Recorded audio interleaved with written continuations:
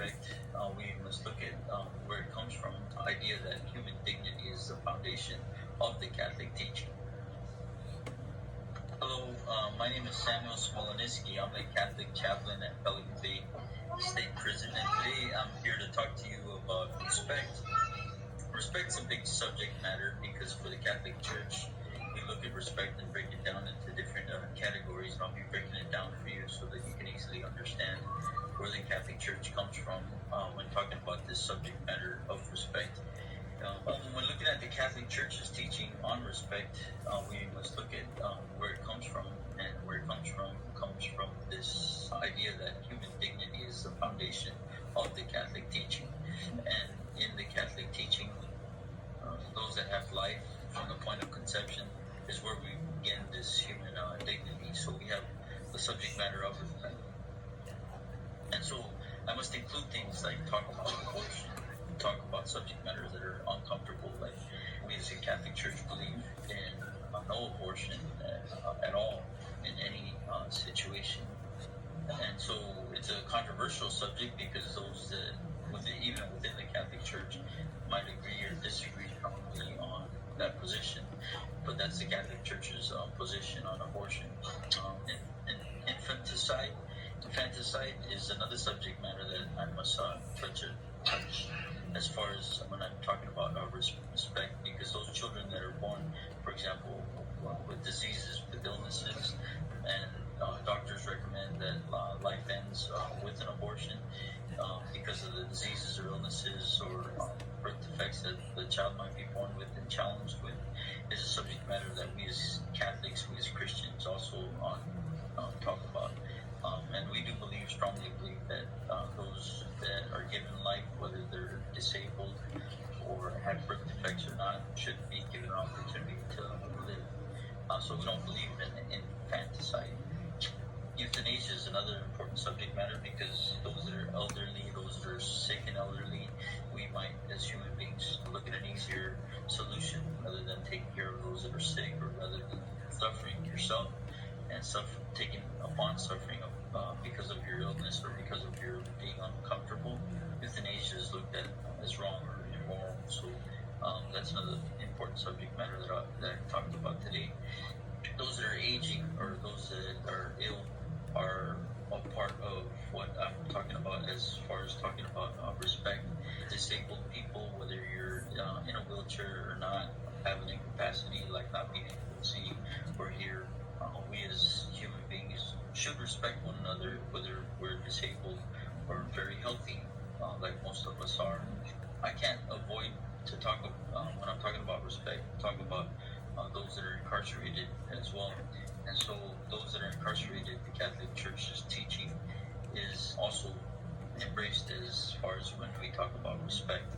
Those that are prisoners are to be respected and given dignity as you should be receiving, not just from Catholic chaplains, but from staff there at Pelican Bay State Prison. It's impossible not to talk about the subject matters of what's going on in the news today. And if you turn on the TV, you see subjects predominating within the TV news especially, and it's the coronavirus and the presidential election. There's a third that's kind of died out, but I think it's important enough and it's serious enough to look at as well, and that's the Black Lives Matter movement.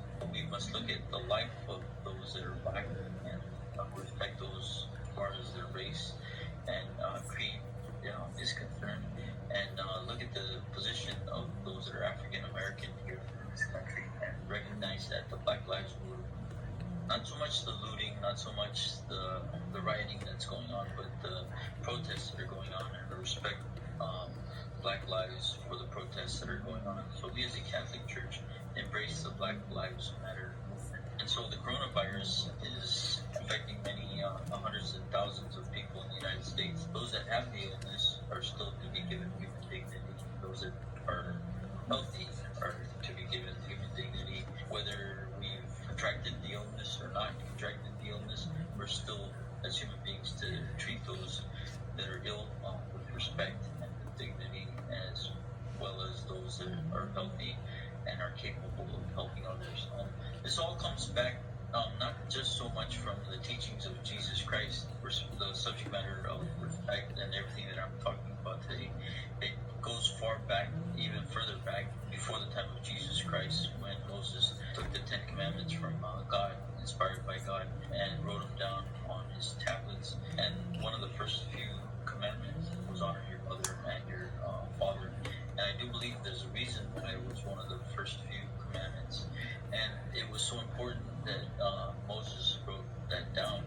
And when you honor your mother and your father, which is what we as a church believe, we as Christians believe, whether we're Jews or Christians, whether we're Catholic Christians or Protestant Christians, we all believe that honor your mother and your father is the basis of what our faith is. And so when we honor our mothers and our fathers, we respect our mothers and our fathers. We respect our mothers and our fathers, but we also go further into respecting our elders, those that are older than us, or those that are more wise than us, or have more experience than us. Those that are our elders, we consider our elders. But we also look at the subject matter of respecting authority, those that have authority over us, like government agencies. And being in prison, there's authority figures that might be over us, like the CDCR, like paid staff, officers that might have authority over us. And though it might be difficult at times, not just for you, but for free staff like myself, we do things and remember values, our value system that are much more important than our pride, and respect those that have authority. When we talk about respect, we also must look at the subject matter of respecting those that have political differences than us, and those that might have political differences than me, for example, are opposite to what I believe political parties should be in this country, or how politics should be handled in this country. Though people might have different ideas than I do, I have to remind myself to respect those that have differences and to listen to one another.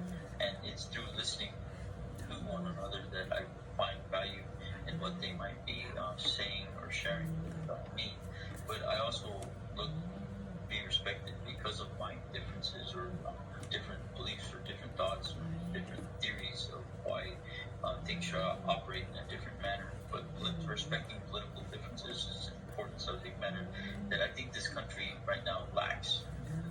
As far as respecting differences, we also must look at respecting one another's religions, though we might be of different faiths. Some Christians are Protestant Christians, some Christians are Catholic Christians.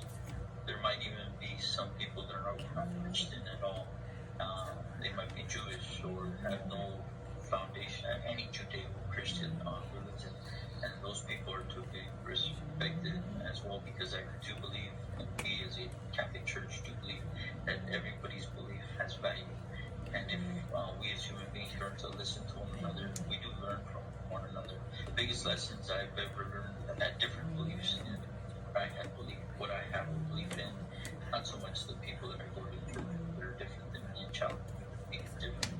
Whether people are educated, well-educated, gone to college and universities and expensive universities and have a really high vocabulary level or not, people are to respect those with very little education or very little vocabulary or not, because their opinion and their lives and what they have to say and think does matter as well.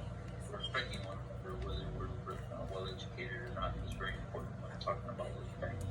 We also look at the fact that those that are wealthy and those that are poor, there's a huge difference in this country, especially in the United States of America. Now that we're seeing the wealthier get wealthier and the poor get poor, and there's a huge divide. Rather than having a huge divide, there needs to be a meet in the middle, not just of economic wealth, but of respect towards one another, whether we're wealthy or whether we're poor. And as far as being in Pelican Bay State Prison, I know many of us don't have the way of making money while we're here incarcerated, and so we're looked at as the poor of society because we're not making money as we're here in prison. And so we ask those that are wealthy, or those that are have power because of their wealth, to have respect in looking at us and in listening to us and honoring what it is that we have to say. And so, to sum it up in today's teaching, honor your mother and your father goes way back to the time of Moses when the commandments were given to us. And from that stems the subject that I'm talking about today, and it's respect one another.